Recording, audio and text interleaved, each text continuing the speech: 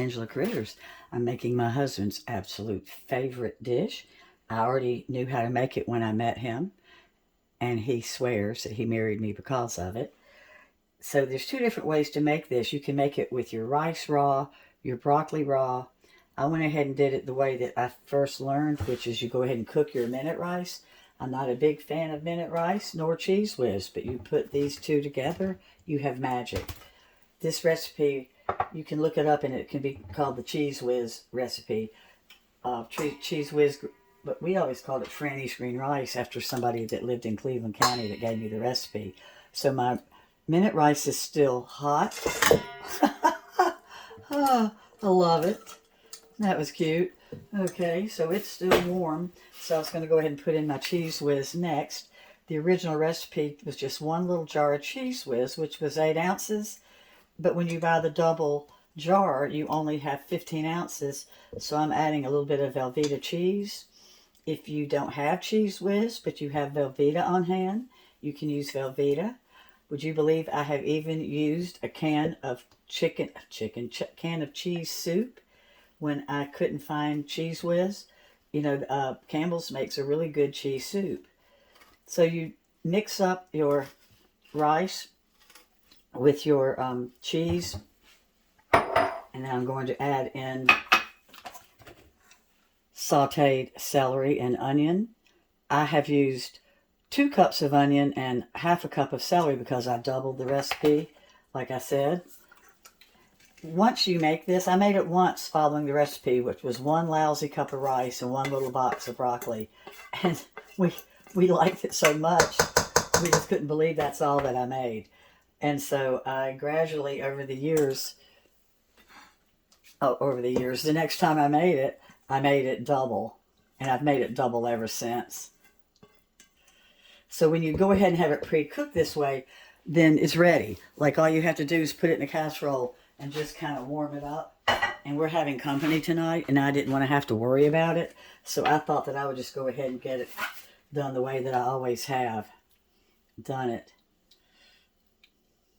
And I've got milk I'm adding in as well, and I'm going to stir all that up.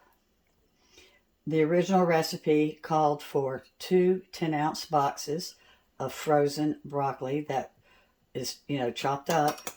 If you don't have that, then you're going to go ahead and steam some broccoli and get it to your tenderness. My warm ingredients are heated up. Throwing in a little salt, a little pepper. I'm going to put in the 2 cans of cream of mushroom soup. Like I said, I doubled this. The original recipe just had the 1 can. It also freezes well. So when you double it, you could go ahead and make 2 small ones. I'm going to bake it at 350 with a covered lid. It sort of steams. It's so good. Now, if you don't want to have to wash all these pots, my broccoli pot, my rice pot, like I said, you can put everything in raw. And when you do it raw and you're using your frozen broccoli, use it frozen. Don't drain the broccoli. You're going to use that moisture that's in there. It's just as good with frozen or fresh broccoli, whichever you have. And I'm just going to stir this up real quick. Time for my milk.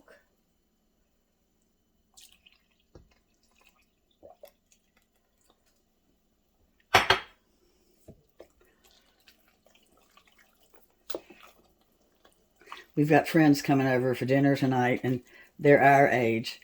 And she was so excited I was going to make it because she said her mother-in-law made it for every holiday.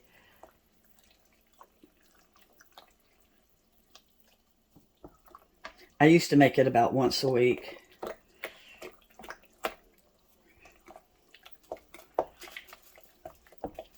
So good. You don't have to spray your casserole.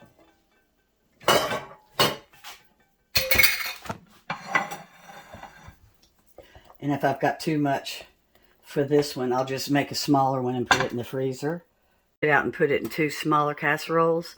We're having a cookout tonight with this one. And the larger one I'm going to serve for Christmas Day. You're going to love it. It's going to be one of your favorite dishes. Thanks so much for watching.